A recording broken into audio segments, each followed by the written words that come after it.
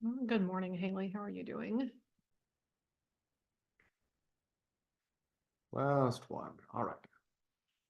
Okay, we may have a couple more people trickle in, but we're going to go ahead and get started.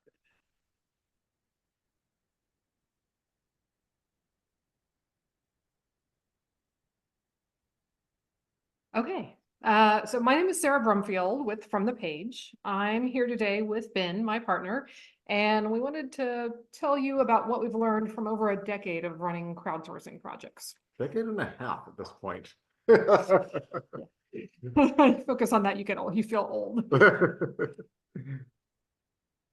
What we're going to go over today is what is From the Page, which is our crowdsourcing platform, but we think a lot of what we talk about applies to crowdsourcing projects that are done beyond From the Page. What effective crowdsourcing is, how to think about volunteers, how to select material, how to develop your instructions for your project, how to kick off your project, how to keep your volunteers engaged, and then at the end we'll do Q&A and have a discussion, and we'll kind of show off From the Page and give you a tour of that. We will send out a resource list and a recording of this by Monday, maybe today, but definitely by Monday. So you don't need to scramble to write things down or anything.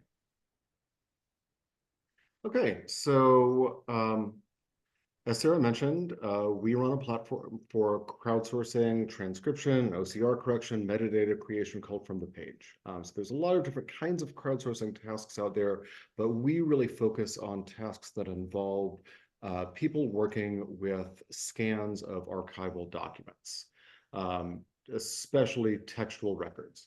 But a lot of the lessons we've learned are probably applicable across all kinds of different crowdsourcing tasks. So in brief, our platform allows people to see an image of a page and to transcribe the text from that page.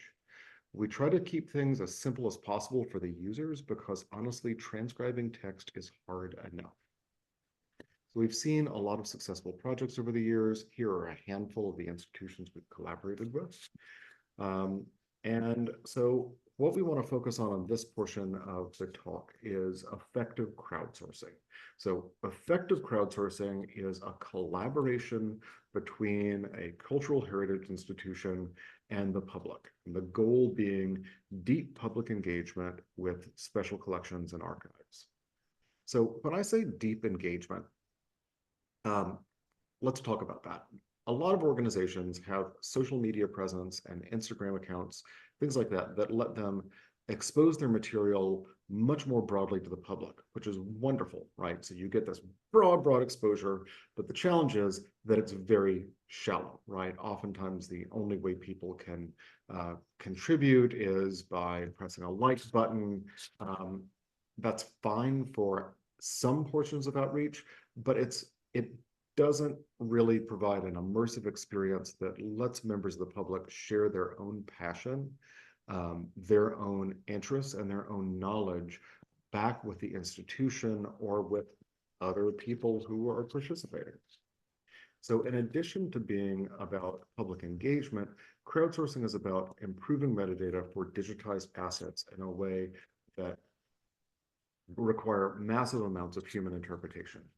Right? That doesn't necessarily mean massive numbers of humans or massive quantities of items. It could just mean one person who's really passionate, who's willing to spend a lot of time transcribing a single set of letters or a single diary. The reason that's important is that that's the kind of thing that archival staff and librarians and museum curators aren't able to commit their resources to, right? You know, it's very hard for an archivist who's staring at 40 boxes that no one has opened and processed and described yet to justify spending 3 weeks transcribing a single diary. It just doesn't make sense. So this example we have on the screen is an interesting one. You'll notice there's not a lot of text, but there's a lot of really deep knowledge that went into transcribing this. It's a orchidologist notebook from the Chicago Botanic Library, and it has a lot of knowledge that goes into like the Latin names of the orchids, but it was also written in German. So there's another layer of expertise that had to be brought to the table. So it was a really special item, but not very accessible because not everyone knew the you know, with all the Latin, you know, even the Latin names hadn't been transcribed and people don't know German. And so having someone do this transcription made it much more accessible to the institution and its patrons. So speaking of archival staff, effective crowdsourcing is really only possible with the guidance and engagement of archive staff. You can't replace staff members and trained information professionals with the crowd, right? That just doesn't work. It's not really free labor. Right. We have this cute picture of a puppy here because we have a standing joke that crowdsourcing is not free as in speech or free as in beer. It's free as in puppy. The puppy's free, but you have to take care of it. You have to do a lot of work. Volunteers that are participating in these projects don't like being ignored. They don't like having their work lost. They're doing something that they feel is meaningful and they're engaging with you. And therefore you need to make sure their work is meaningful and engage with them. So we're going to talk about the work that goes into successful crowdsourcing projects. So let's start with volunteers, because if you don't have volunteers, you're not going to have a successful crowdsourcing project, right? I used to have just one slide on this, and now I have 4 because volunteers are so important to crowdsourcing projects. So this is a snapshot of a week on FromThePage. This was right after we had hit our 2 millionth page transcribed. And over that week, we had 450 volunteers working on the platform. When we look across the year, we have about 5,000 volunteers. And we want that magic to happen for every institution that publishes and puts material on FromThePage. We want one of those volunteers to find it and to start working on it. And we work really hard to try to make that magic happen, to give volunteers a way to find interesting, active, well-managed projects. It isn't always easy. When you run projects on FromThePage, we send out a monthly newsletter that features new projects. We have a list on our Find a Project page that lets people find the newest projects that have been created. We also tag projects or have you tag projects so people can find things by topics. We give institutions landing pages so that someone who's working on one project that you're running can easily find your other projects. So we do all of those things because we want to help volunteers find your projects. But we also suggest that you work to recruit volunteers that are tied to with ties to your institution, your material, your location, because what we found is those are often your most passionate volunteers. And there's lots of different ways to find them. So this is a picture of some of the Library of Virginia's volunteers at their annual, get this, transcribe-iversary. They actually have a party every year to celebrate when they started doing transcription projects. What I love about this picture is it shows how diverse their volunteers are. Our volunteers on FromThePage tend to skew older. They're retirees or people who are really into family history and genealogy, but Library of Virginia actually has a lot of students that work with them as well. So when you start these projects, start by thinking, where can we find volunteers? Who will they be? Do we already have volunteers that work with our institution? Maybe they can't come in as often as they would like, but they would like to stay engaged. Do you have people who are local who are interested? Maybe you have material about local history that your local history societies or your local genealogists would be interested in working with. But also, if you're deep on a particular subject matter, you can reach out to communities around that subject matter. So one of our early projects was with the Yaquina Head lighthouses in Oregon. They had lighthouse keepers logs for decades, and they were able to engage with lighthouse fans. Turns out there are people who are very enthusiastic about lighthouses, and they had those people come in virtually and work on transcribing. When you think about volunteers, you can also think about what material has been most popular with your patrons and why is it popular. The image here is a volunteer with the Missouri State Archives holding her grandfather's birth certificate. Genealogists love projects with lots of names and vital information, even if the material is not as engaging as diaries or letters. We've seen some very successful projects with heritage organizations like the Daughters of the American Revolution. So looking for those groups and those types of people who are already engaged with your material. So the other thing to realize is that crowdsourcing is something you may not be familiar with, but it's also something your volunteers may not be familiar with. It's a bit intimidating, right? So if you think through how you can make it easier for them, that puts you in a good mindset for working with your volunteers. And what we see is that volunteers and transcribers get really into this work. It's fun, it's engaging. The image on the screen represents the most active transcribers on 3 different projects. One at the Indiana Archives, the Library of Virginia, and the California State Library. And what you see here is that while the bulk of their most active transcribers were independent, there were overlaps. There are volunteers who go from project to project. In this particular case, these were all World War I material. So if you had people who were really passionate and interested in World War I, they were more likely to kind of jump around and look for other World War I projects. So we have one volunteer who about once a month will scroll through our list of projects looking for something she hasn't worked on and hop in and go try something new. And it's fascinating. Sometimes she finds something she's really interested in and she goes deep and she contributes a lot. Sometimes she does a page or two and moves on. So how do you figure out what material is appropriate for a crowdsourcing project? So volunteers are motivated by a number of things. Not every volunteer is motivated by the same thing. So we recommend that you choose material that can tell a good story, provide an immersive experience, or contains local history or genealogy information. So one thing to look for is material that can tell good stories. So if you get started reading a diary, you want to turn the page and find out what happens next. Letters and diaries provide intrinsic motivation through kind of a narrative momentum. Volunteers build a connection with people in the story. And here's an example from a project that we run in which you see the volunteer has transcribed this particular page, notices that there's all this commentary about one of the members of actually it's the diarist's daughter-in-law. And the volunteer sent me emails saying, wow, what's wrong with Josie? They're like, the diarist is so worried, what's going on? Well, this is a connection with the diary and through the process of transcribing that's really, really powerful. So letters and diaries can provide an immersive experience to people transcribing them through narrative, but non-narrative material can do the same thing. So when the Alabama State Archives indexed their World War I service cards, their collections were organized by county. All right, so volunteers working on a particular set of cards got a snapshot of a community, possibly their community, as it existed in 1918, as they indexed each service member's name, how old they were, where they enlisted, and what branch they were, right? And a lot of these volunteers who had connection to those counties, they knew those surnames, they knew those places, right? It can be really immersive. You can also be successful with material that has a lot of local history. The Indianapolis Public Library ran a project transcribing records from Indianapolis public schools. These records are really dry, lists of names of students and parents, but they are a genealogist's goldmine, and volunteers understand that. We also find, that if you give your volunteers a sense of accomplishment, that's very motivating. I think we're all motivated by checking things off of a list. So some of those World War I service card projects were very successful.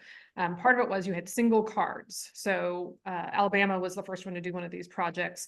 They had a single card. They only collected about 5 fields from each card. So a transcriber could get a lot done. We all like to get stuff done. That feeling of accomplishment kept them coming back. With Alabama's project, it was 111,000 World War I service cards, and they transcribed them all in 2.5 months. They did that because their material hit so many of these points, and because they had such great relationships with their local genealogy and history organizations.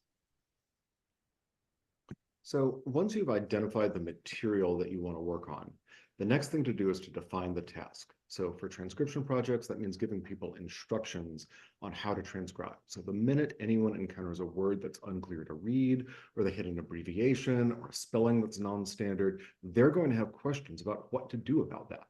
So we encourage projects to develop transcription conventions that give instructions to volunteers about what to do in those cases. So we actually show those on the transcription screen itself. So it's right underneath the fields the volunteers are typing into, so they can find it if they run into projects. So this is an example from the Wisconsin Historical Society that's displayed underneath a set of letters and diaries that they're transcribing. One of the things that we recommend is that you, people running the project, transcribe a couple of example pages and upload those as a separate section. And you can link to them because people can look and say, well, how do they do this, right? If they run into things that they aren't covered by your transcription conventions, that shows up. The other great benefit of doing this kind of transcription for examples is that you actually are doing the task and you can come up with the kinds of instructions that you might need, because lots of times you find things unexpected in these documents. Things aren't quite as simple as you want, right? As you work through projects, you can iterate. You can also go and bring in people, another thing we really encourage, from your organization, friendlies, and ask them to sit down and do the task and listen to the questions that they have, the problems that they face, because those are going to inform your instructions and you'll be able to include them as well. So in terms of kicking off a project, we mentioned people having a transcribathon, right? Library of Virginia does a transcribathon every month, but you can launch a transcribathon at the very beginning of your project and bring people in who you think might be leaders within the field or their communities, people who are active in genealogy or heritage organizations, to do an in-person transcribathon. What this does, it allows you to give some hands-on instructions to get people over the hump and discomfort of, what am I doing here? Is this good enough? What kind of documents are these? I've never dealt with this before, right? So they're able to take that confidence and enthusiasm and expertise back to their communities and enlist other people and encourage other people to join in. Also, they will have other questions that weren't covered in your transcription conventions, so you can iterate on those instructions and flesh them out with more examples of things you uncovered in person. Picture on the screen is the Julian Bond transcribathon at the University of Virginia in 2019. Yeah, absolutely incredible project. Yeah. So transcribathons are also an event that local media often likes to highlight, or local organizations do. So I love this example on the left. The New Orleans Jazz Museum did a transcribathon of French language documents from colonial New Orleans. And the Facebook post about this isn't by the Jazz Museum, it's the French department at Tulane saying, hey, all you people who are interested in French, who are at Tulane, which is in New Orleans, you might want to check this out and try your hand at working with colonial era French. Another example on the right-hand side is somebody who is live posting from a transcribathon at Corpus Christi College, Cambridge, talking about how cool it is that they are getting somebody to teach them how to work with medieval handwriting, right? Also, it's very pretty. So that spreads the word a lot more. You can do remote transcribathons as well. The communication barrier is a lot higher. So a video conference to walk volunteers through the project can work. These tend to work best with motivated and tech-savvy volunteers. This example is a transcribathon for medievalists that was held in conjunction with the Schoenberg Institute for Manuscript Studies virtual conference. This was during COVID. It was during COVID, right? But the neat thing was like virtual conferences aren't going away. And this was an activity that people could do on the side to collaborate together and meet other people while conference talks were happening or while breaks were happening. It was really cool. So you don't have to run a transcribathon when you kick off your project. It's just one way to reach people. But you should kick off your project with kind of a bang if you can. You should do some outreach and some marketing. So if you have existing outreach venues, so maybe you have mailing lists, email lists, social media accounts, you should definitely use those and mention and push your project. If you have a physical location, you can do handouts that people can pick up as they walk in or out the door, like a checkout desk at a public library. You can look online for subject matter enthusiast communities, people who would be interested in your material and might not be local. What we actually find is expats, people who maybe grew up in your area but have left. Those people are all often very interesting. Sometimes counties have Facebook groups about the history of the county. That's a great option. You can find X accounts. If you go further abroad, you might be able to find magazines. So we actually have a whole post that we'll put in the follow-up email about how to find organizations and groups who might be interested in your particular topic. There's actually been some academic research that came out in the last year or so about what's the best outreach for crowdsourcing projects, and it was done in It was in Sweden. Sweden, yeah, Yeah. in the University of Uppsala, working with Rick's archivist. So what they found is their best volunteers came from their email lists, their institutional Existing newsletters. Yeah. Yes. So people who already have a trusting relationship with your institution. Right. Right. And we've seen amazing results from people answering reference queries with the answer, but also a link to related material in their crowdsourcing platform. Yeah. So you can also reach out to local news channels. We've seen both print and television pick up these projects because they're interesting, they're visual. You have some cool documents, they have people they can come in and take pictures of, and they're feel-good stories, right? They're a way for the local community to contribute to your mission of preserving memories. So this is a screenshot from TV coverage by a local TV station of a project from the Seattle Municipal Archives. I just think it looks great. When the North Carolina State Archives launched a project on their colonial court records, they had coverage in 2 large newspapers. It happened around the holidays, slow news days, and it brought in a lot of interested volunteers because it was also like slow work days and things too, right? Those days that year were the highest number of visits to From the Page's website. So it brought in a lot of interest. Once you kick off a project and you're starting to get volunteers working on it, you need to figure out how to keep them engaged. It's not unusual for volunteers to drop by, transcribe a page, and then you may never see them again. We have a couple of suggestions for keeping your volunteers engaged, because the more you can keep, the more you'll accomplish. So the first thing is to welcome new users. We send out a note every night to every project owner telling them what's going on, what's gone on in their collections the previous day. You'll get something like the screenshot at the bottom where it shows you the name of someone who joined your particular project. You can go into your collaborator tab and see people who joined and grab their email addresses if they've opted in and send them an email. It can be a stock email. Tell them what the project is, the purpose. Volunteers really like purpose, and what the transcribed material is going to be used for.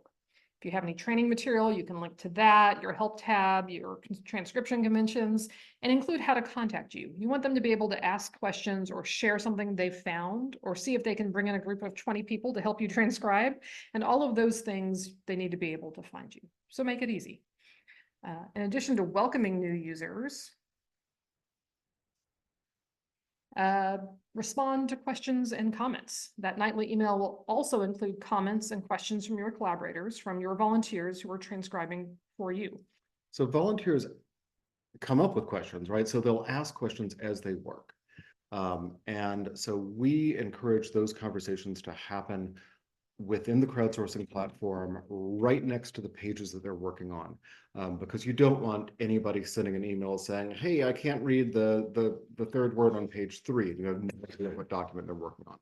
So as a result, what we do on From the Page is that every screen has a section for notes and questions, and you can see an example there on the lower left from one of the Lighthouse projects, where a volunteer named Olivia has added a question saying, okay, they're doing a lot of activity around a hack. They clean it, they paint it. What's a hack? All right, and so that appears in the organization's email the next morning in this list of questions, right? And they responded immediately saying, "We don't know." Right? This sounds ridiculous, but it is actually a best practice, because their response sent email to the volunteer Olivia who'd asked the question, and she knows that there's somebody on the other end of the line, right? And maybe they don't have all the answers, but they are paying attention, they are appreciating what she's doing. And then the next day, they respond again saying, "Hey, we looked up a hack boat, and it turns out it's a general purpose boat, something that would totally be practical if you're a lighthouse keeper." So if you look on the right-hand side of the screen, you'll see an example of one of those nightly emails from a project that we run, and you can see an example of a lot of real-world comments. And in this case, these aren't questions. These are notes that are added that are essentially annotations on the text by the volunteer who has this additional knowledge and has done this additional research explaining who these people are or what the other kinds of terms might mean. The other thing that we recommend is that you include your contact information. So we have a footer that shows up on every page of your project. This one's from the LA County Library. They link to their Facebook, their Instagram. That questions contact us is a mail to form, and you can email them if you have questions. So this is really great because they give people on the page, where they're transcribing, the way to find them. And that's a great practice. We also think that and recommend that you send a newsletter. Now, it doesn't have to be complicated or big. It doesn't have to be that often, doing something as often as you can.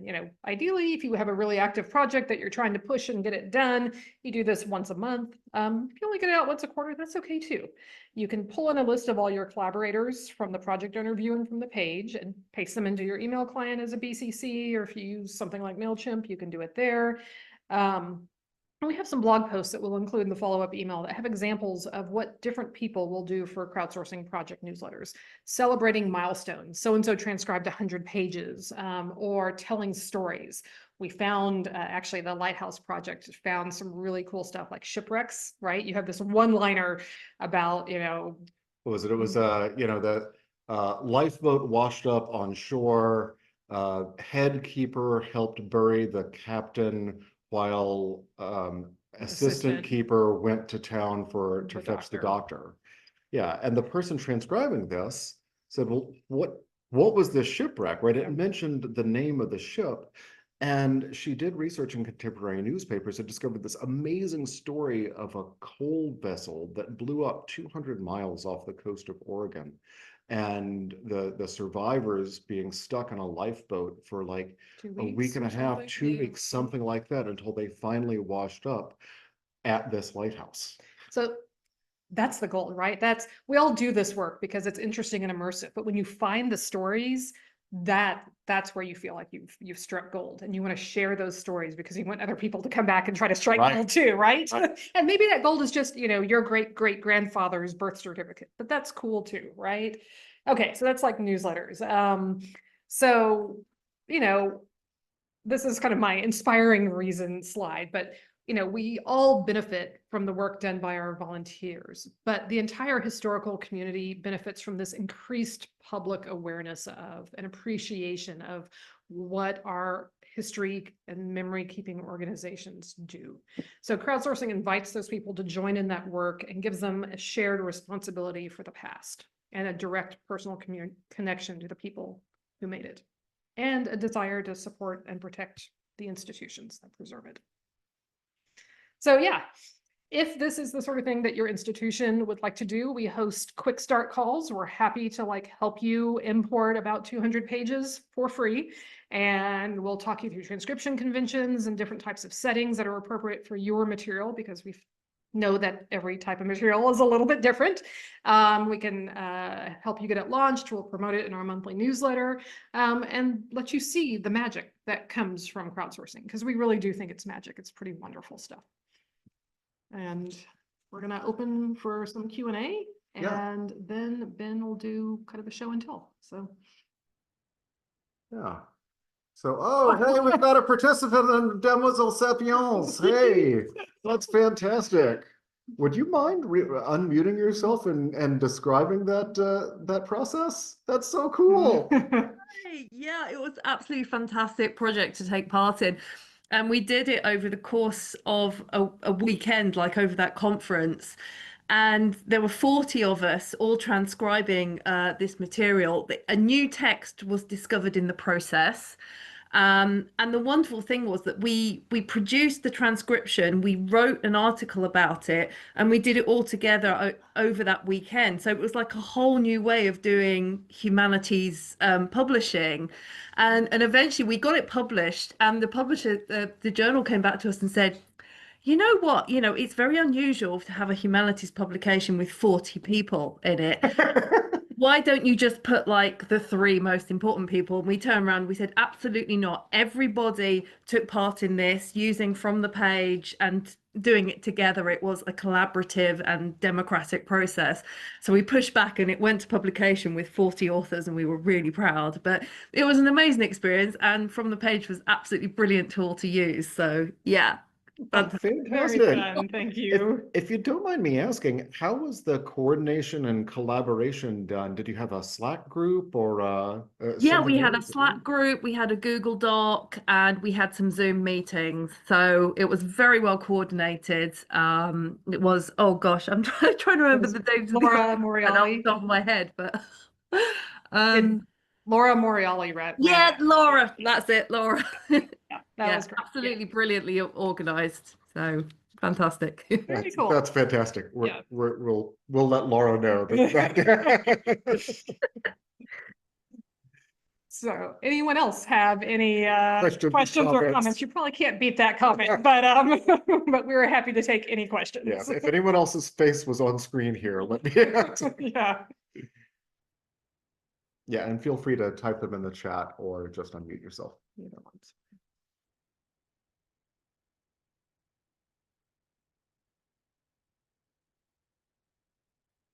Awkward silence, let it go on for a little bit longer than you think. And then we can go share our screen and take questions as we go along. So if you Yeah, come up with absolutely. questions- Yes. Yeah. And feel free to interrupt us as we're doing. This is a totally informal demo. We interrupt each other all the time. Like Yes. it's fine.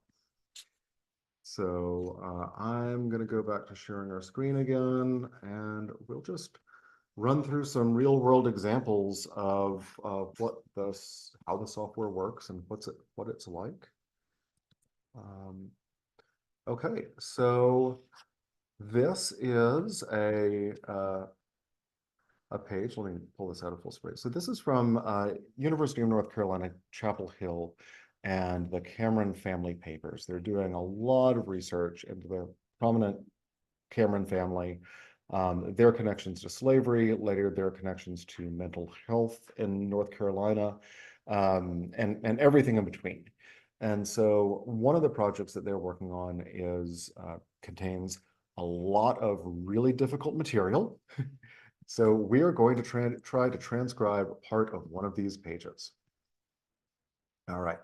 So I'm going to make this a little bit bigger. Okay, that looks like Farland, North Carolina. That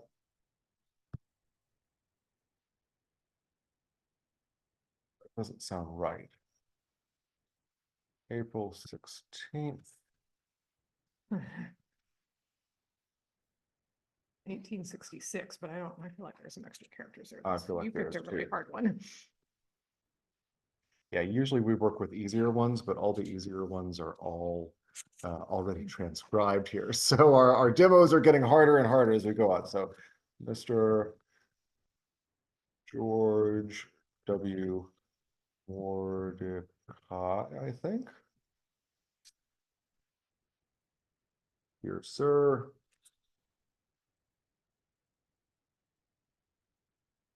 In something to Reply. your, okay, reply, yeah. Viewers of the self-inst.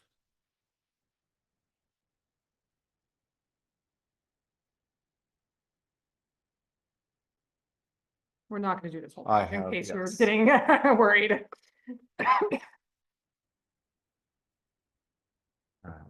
Okay, we're just going to save this right now. We're not going to mark it as done. So this is Definitely where not. every page has a particular status, whether it's untranscribed, incompletely transcribed, fully transcribed, needing review, fully reviewed, things like that. And so as we go through, we have the ability, every time we save a page, we save a version. Let me see. I actually think one of these things is wrong. I want to fix that. And I could even, I might actually need help. So this particular project uses a feature that is available in FromThePage that integrates AI generated text. We want that text to just be an assistant to the user. So what we're saying, and in reply to yours of the, okay, I have Today, not to- delay, yeah. actually, I have to say Oh. that okay. Ah. I have to say that's got to be what it is. So it thought it was to lay, but it's wrong. Okay, we're going to save that. Oh, but I think not sent. I like the that I have. Oh, okay. This is a toughie that I have.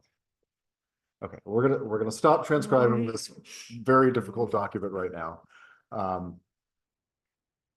But one of the things we wanted to demonstrate is that FromThePage saves every version. So you can see that this particular document was uploaded in 2020 by UNC Chapel Hill. And then we transcribed it just now, and you can see in green on the right-hand side the text that we added.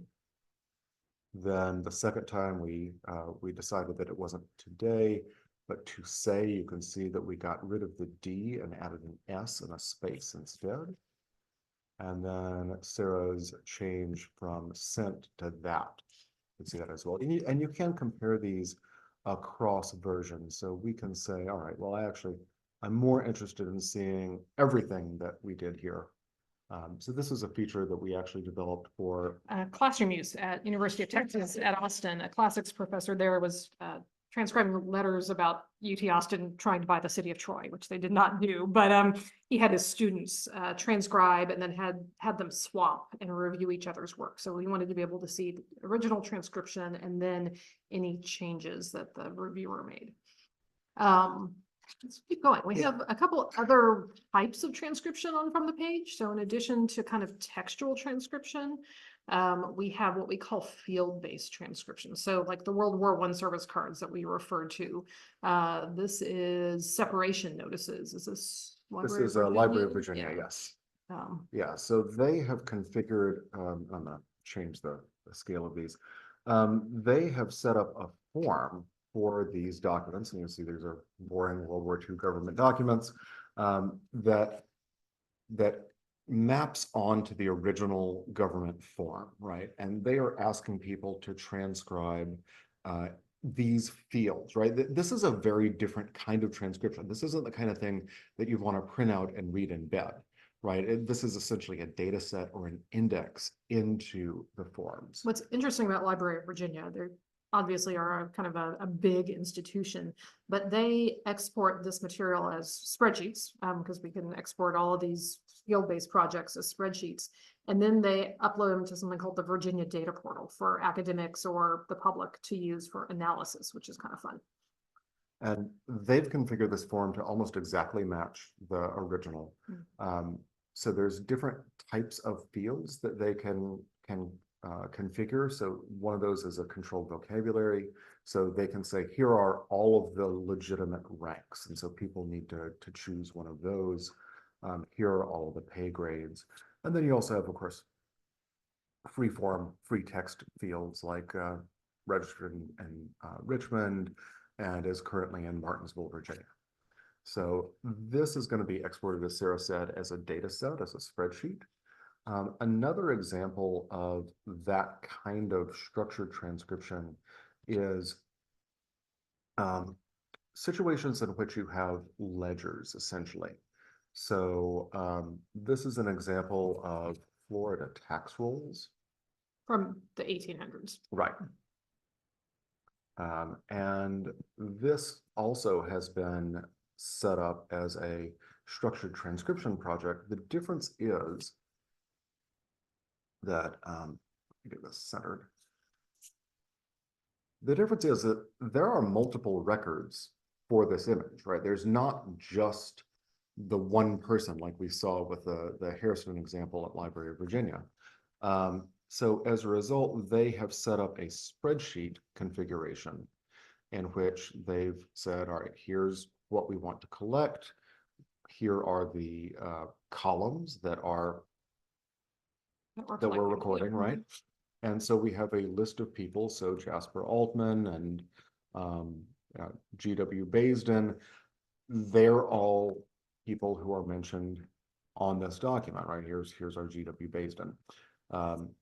When they do this export, what's going to happen is that they will get a spreadsheet that has a row for every row in this transcription spreadsheet, right? And those will be stitched together either for the entire project or for just this particular tax roll. But it'll also include these fields at the top, like county and year on every line of the export. You know, and even in these cases where we're doing field-based transcription, we also produce kind of plain text versions that like this. Uses a markdown table that can be easily imported for full text search into systems, other systems, right? You can have multiple derivatives of the same transcription project, which we think is kind of neat. So we were talking about collaboration before, and I'd like to demonstrate that if I can get the Zoom controls out of the way. There we go. So if we take a look at the Cameron family papers, you know, we mentioned being able to leave notes and questions, and I'm actually going to leave something here because I do not know what this place name is. I don't know North Carolina geography well enough. And Farland might be correct, but I really don't know. So I'm going to say,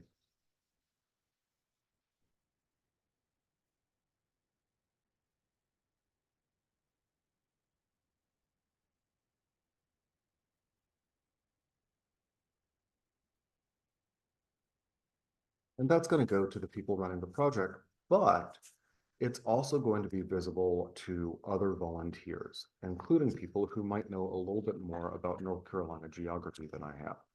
So if we take a look at the recent notes here, you can see kind of the back and forth and people listing things, and sometimes they're asking questions, but what I see here is a lot more people, a lot more notes that are being left saying, okay, well, here's this person who was Colonel Walker elected to Congress, and then she goes and here's looks up. what year, yes, oh, it's Samuel Hoey Walkup, not, yeah, so Yeah, now we yeah. know who Mhm. Colonel Walkup is, right? Yeah. And some communities, we see these amazing back and forths. So the British National Archives has this incredible community of volunteers and staff members, and you'll see sometimes 3 or 4 comments on every page in which they are racing each other to go look up census records to try to figure out who someone is and things like, oh, it's just amazing. Yeah, and they'll joke with each other in the comments too, that's an amazing sign of a vibrant crowdsourcing Right. Group. Let me pull the chat up again to see if there are any questions, because Wow. Zoom does not really want to show us that. okay. There it is. So let's see if there's any questions, and if anyone would like to dive in further and just ask questions, feel free to unmute yourself. I have a quick question. Yeah. This wonderful, aside from the information that is, transcribed out of the document, this wonderful information that's being collected by the transcribers, like the full name of Colonel Walkup, et cetera, is there a specific place that information is stored so that it's connected to the transcribed document? Or how does the organization retain that extra information? Yeah, that's a tricky question. Yeah, that is an interesting question. So let's go take a look at like our export formats. So we try to keep the process of transcribing as simple as possible. But for people running projects, we provide a lot of options. And so one of those options is export formats. We support almost, I know, 20 or more. yeah, something like that, different export formats. So the thing is, you don't want volunteer comments in things that you will use for things like full text search in your digital library systems. Or maybe you don't. You get to decide that. Right. Transcription, what we are trying hard to do is to make the transcription authoritative enough, right? Your volunteers do an amazing job of high quality work, but we want to make sure that any of that additional commentary is kind of someplace else, but still retained, right? Yeah, we don't want it to clutter up the actual transcription, but we want it, right? So Right. that would not appear in the verbatim plain text, for example. But it would appear in our TEI XML format that has absolutely everything in it. Unfortunately, not a lot of systems can work with TEI.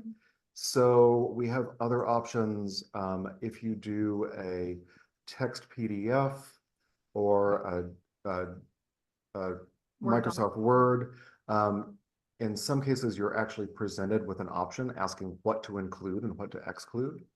But even then, right, we want the ability to correlate these things, even if you don't have a place to put them. So we do have a spreadsheet export, just exports the notes across the entire collection with links. with links back to the page pages. and work that Mhm. that those notes were on. Thank you. Yeah. So there's a question, has anyone created a form for Civil War records? It's a lot to write out everything every time. So many people who do field-based projects and set up field-based projects will kind of mimic any printed material on a form. And do we have any good examples of this? Where like headers and instructions that are on the form, that you add those to the form that you see in from the page, so you don't have to fill in that material. So yes, people have done that, and even, you know, even with handwritten stuff that perhaps has handwritten columns, as long as those columns are consistent or those fields are consistent, then you can model them in your field-based or spreadsheet-based projects. There are also examples of projects that are really doing almost more indexing, right? Where they have really verbose, heterogeneous records that are still structured, and they're just asking people to write down names. So one of those is the Tennessee African American Newspapers Project that is creating an index into newspapers published in Black newspapers in the late 19th century.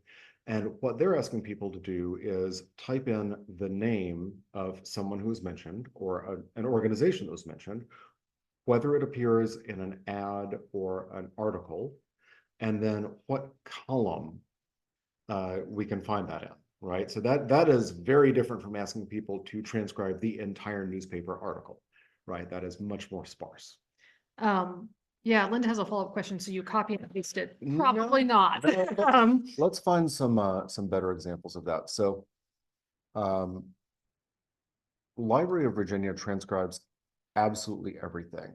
But you see, they do headers, right? Like record of Marine Corps service or Okay. address for employment. Those are all the same from form to form. Right, And it's not a field that anyone who's transcribing has to fill in. right. They have to spend a decent amount of time setting it up, right? Because they want to get it right and to have it match the document that a volunteer is looking at. We also sometimes see, like, sometimes these forms will have blocks of instructions, and sometimes people will replicate those blocks in these forms just so you don't kind of get lost. Yeah, and I will say that possibly one source of the confusion here is that this particular Florida Yeah. county tax rolls was It's configured messed a up. strange way in which they're actually asking the volunteers to type The header. header. Yeah, that's not. So if, Yeah. yeah, something's wrong let's there. find a better example. Let's find the Rick's Archivist example. Yeah, so Ben's gonna pull up a project from the Swedish National Archives, and it's a petition for women's suffrage. And they did this really interesting, the petition was like books and books, you know, stacked as tall as a woman. And every county had its own book and petition that they filled out. And so you had a page for every town, Mhm. right? So these documents start with, you know, this, you know, here's, right, 1880, they fill in the yeah, date. 1880, If you and, go to the right, it has the name of the county. you know, this is sorry, this is actually not the same, this is, sorry, this is, It's fine. No? sorry, So you don't want that one. yeah, this is the test. Okay. All right, well, we will have to find that elsewhere, but there's, let me look for some of the Wisconsin volunteer militia registers from the Civil War, because those are perhaps a better example. Closer to what Linda has. Right.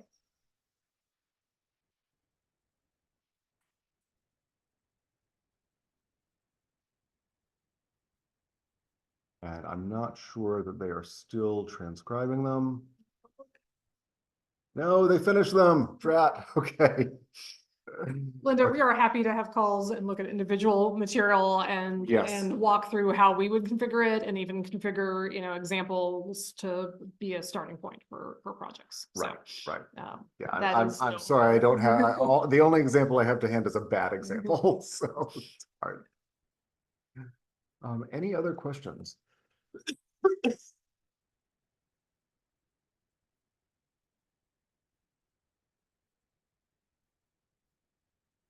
Well, thank you all for being here today. Yeah. You'll get a follow-up email with a recording and some resources. You're welcome to respond to that and tell us about your project or see if we can schedule a call to talk about your particular ideas, material collections, how you might find volunteers for it, how to configure something hard. We also are doing a lot of experiments with where and how to use AI in these types of projects. We're happy to kind of brainstorm and talk about what we've discovered there. Yeah. So thanks everybody for coming.